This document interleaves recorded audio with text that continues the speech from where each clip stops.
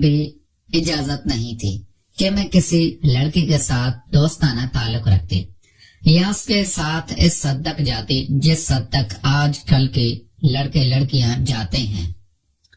میری ایک دوست ایک دفعہ مجھے اپنے گھر لے گئی اور جا کر ایک نازیبا سی فلم دکھانے لگی۔ میں بھی اس کے ساتھ ہی تھی۔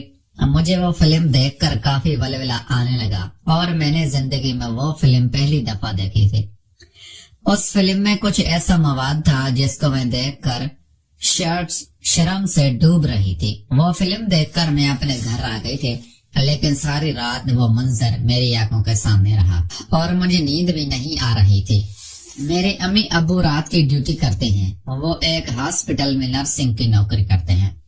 ابو اسی ہاسپٹل میں چوکیداری کرتے ہیں اور امی اسی ہاسپٹل میں نرس ہیں۔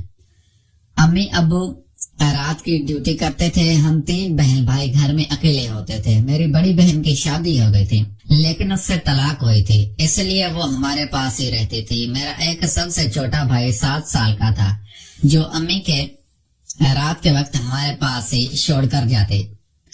ہمارے کمرے تو علیحدہ علیحدہ تھے لیکن میں اکثر بڑی آپی کے کمرے میں ہی سو جاتی تھی۔ میری بڑی آپی کا نام انم تھا۔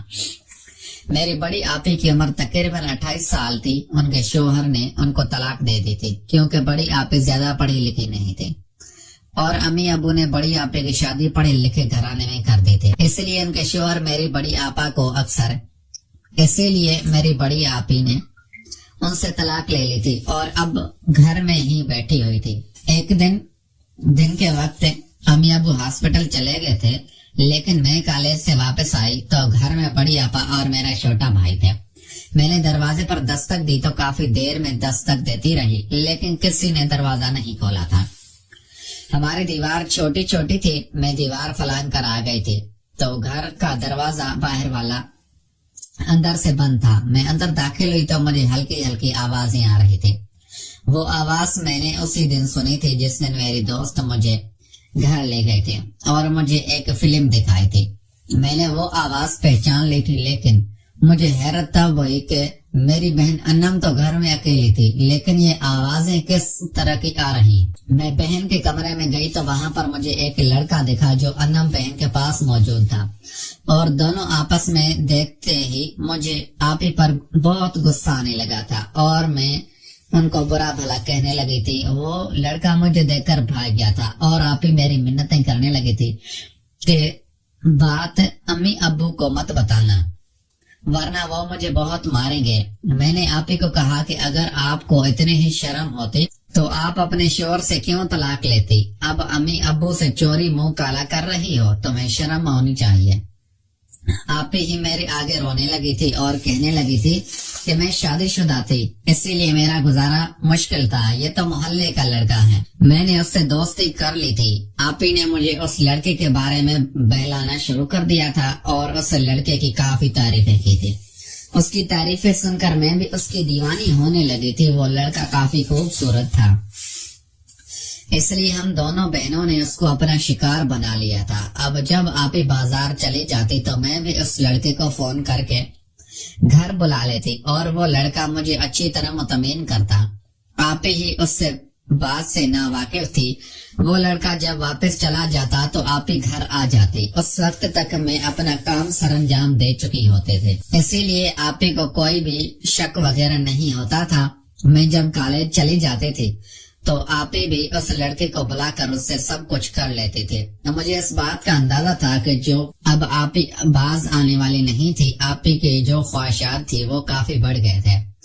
ایک دن آپی نے مجھے مشورہ دیا کہ تم اس لڑکے سے شادی ہی کر لو، ہم دونوں بہنوں کا گھر میں ہی ٹائم گزرتا رہے گا اور کسی کو پتا بھی نہیں چلے گا۔ مجھے آپی کی یہ نصیحت اچھی لگی تھی۔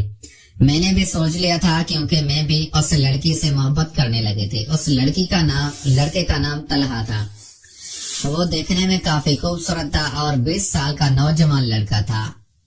اب آپی نے خود ہی امی ابو کو بتا دیا تھا کہ آفیہ ایک لڑکے کو پسند کرتی ہے۔ امی ابو نے بھی میری پسند میں ہاں کر دی تھی اور اس لڑکے سے شادی کرنے کے لیے چلے گئے تھے۔ تقریباً 1 ماہ بعد ہی میری شادی ہو گئی تھی اور میں نے کالج جانا بند کر دیا تھا۔ اب امی ابو ڈیوٹی پر چلے جاتے تو ہم دونوں بہنوں کی موجیں لگ جاتی تھی۔ میرا شوہر بہت اچھا تھا، میں جس طرح اس کو کہتی تھی وہ کرتا تھا، اور گھر میں رہ کر ہی ہم دونوں بہنوں کا بہت اچھا وقت گزر رہا تھا۔ میں اس سے کافی محبت کرتی تھی۔ وہ جب آپی کے ساتھ کرتا تو تھک جاتا تھا۔ آپی کی عمر زیادہ ہو چکی تھی، اسی لیے اب بھی اس کو اچھی طرح استعمال کرتی تھی۔ ایک دن طلحہ نے مجھے جواب دے دیا تھا کہ میں تمہاری بہن کے ساتھ ایسا کچھ بھی نہیں کروں گا۔ پھر مجھے بھی اس بات کی شرم آنے لگی، میں اپنے شوہر سے یہ گندا کام کروا رہی تھی۔ اب میں نے آپی کو مشورہ دیا تھا کہ وہ کسی لڑکے کو ڈھونڈ کے شادی کرے۔